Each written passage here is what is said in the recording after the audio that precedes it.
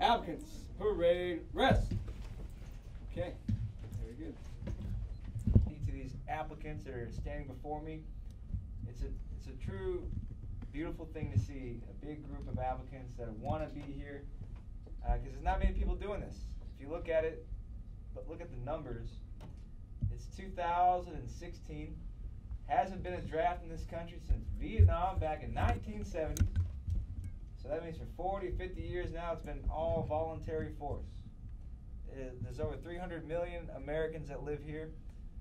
And by standing in front of me right now, my friend, you are representing of that 300 million, 0.07% of our nation's population.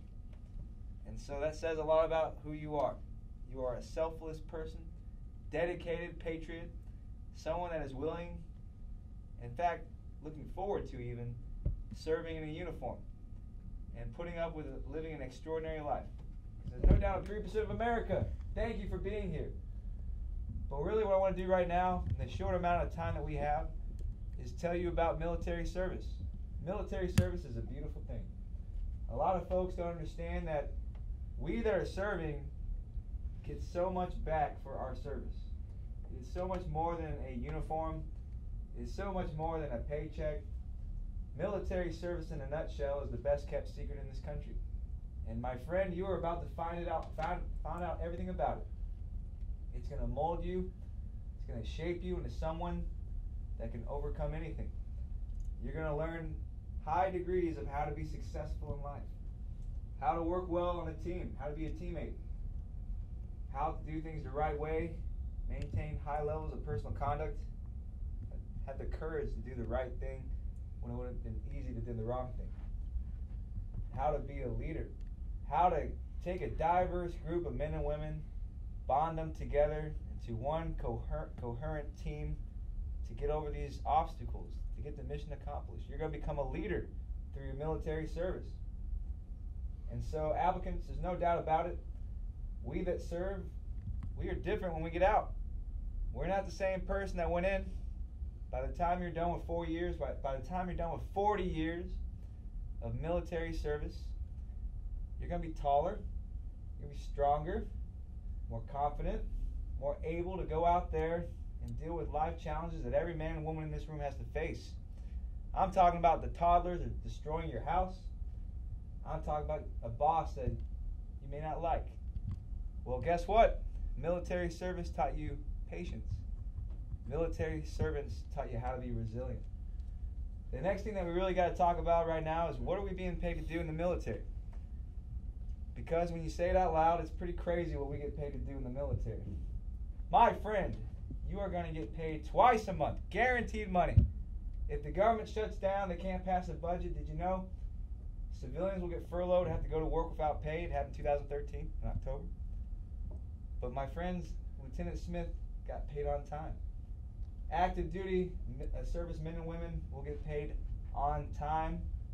And we are being paid to do 5-mile runs in the morning, wake up every day with a purpose, do some PT. Ladies and gentlemen, working your six-packs. Gentlemen, you're going to have to get a haircut at least once or twice every couple of weeks. You have to have a clean-shaven face every day. You have to be looking sharp. You're issued a uniform that you get medals and ribbons for doing your job. I tell you what, you walk around anywhere, this fancy building is downtown Houston, Texas, right here. There's people working really hard. They're out there working right now. And they're not put at attention in front of their peers. They're not pinned a medal for their hard work. This is a meritorious organization. We recognize those that work the hardest and decorate. And then we'll take it to the next level, the big picture here. Applicants, we are paid to go to Bush International on day one active duty, get on a jumbo jet of free flight, 1,000 miles north to Chicago, 1,000 miles west to San Diego, 1,000 miles east to Fort Jackson, South Carolina. 8 to 13 weeks later after you graduate, you're going back on another jumbo jet, taking another free flight, paid by Uncle Sam, somewhere else. And every 3, 4, 5 years, you rotate out to another unit, taking free flights all over the place. By the way, in between that, you're on a ship, you're on a plane, you're standing the guard somewhere in this world, deployed. And so what I'm trying to say here is we get paid to go and get outside of the Beltway. Get outside of this city that just can't win that championship. I'm just kidding. Go out there and see this country that you live in and see this world that you live in and do something about the things that happen in it. When a typhoon hits Japan, when an earthquake hits Haiti, a pirate takes good old Captain Phillips hostage. When there's disaster in this world, we got flooding in our own state, it is the National Guard that's activated. It is the sailors, it's the Marines out there jumping in to help Haiti out. It is soldiers on the ground doing humanitarian aid missions in Pakistan when they have flooding. And so, my applicants, you ought to be getting excited about this paycheck you're going to get, because we are paid to do some insane things. And so you'll have some memories here at the end of the day that are pretty cool. All those places you went, things that you did, people that you met, some of the best memories of your life are going to be made in this uniform because of the opportunities that you had. And I'll say one more thing, we'll go ahead and do the oath. Applicants, I hope you always remember this is a very sacred job. This uniform that I'm wearing, the uniform you're going to have in your back, the chevron, the insignias, the leather boots, same uniform, same leather boots that hit the ground on Normandy, same leather boots that hit the ground Iwo Jima, Korea, Vietnam, Iraq, Afghanistan right now. Applicants, wear your uniforms with some pride, wear your uniforms with some vigor, because you, my friend, have the opportunity of a lifetime to represent a whole nation. You get to represent that man on the wall right there, PFC Cody Norris. Take a look. Look over your left shoulder. PFC Cody Norris came from Baytown. In 2011, he stood right where you stood, right here in this room. And so, applicants, I hope you understand that we have an obligation to him, to so many past heroes, men and women that have worn this uniform that we're wearing. You have to represent them well. You have to represent a fighting spirit that resides in this country. So go out there and represent. And so that's all I have to say. I hope my applicants, I hope you have a better understanding what military service entails. I got to say to the family, a shout out to the family. Backbone of our military is the family. Because we all know this is not an easy job. It's a pressure cooker sometimes. But your relief is that family. A letter from home in the middle of boot camp. Box of cookies in the middle of the ocean. Gotta say thank you so much with all my heart to the family that's going to support you while you serve. Applicants, good luck to you. Go out there, do very well. Go out there, and when you get to your first unit, when you're standing in ranks like right now, I want you to look to your left and look to your right, and I want you to be better than both of those guys.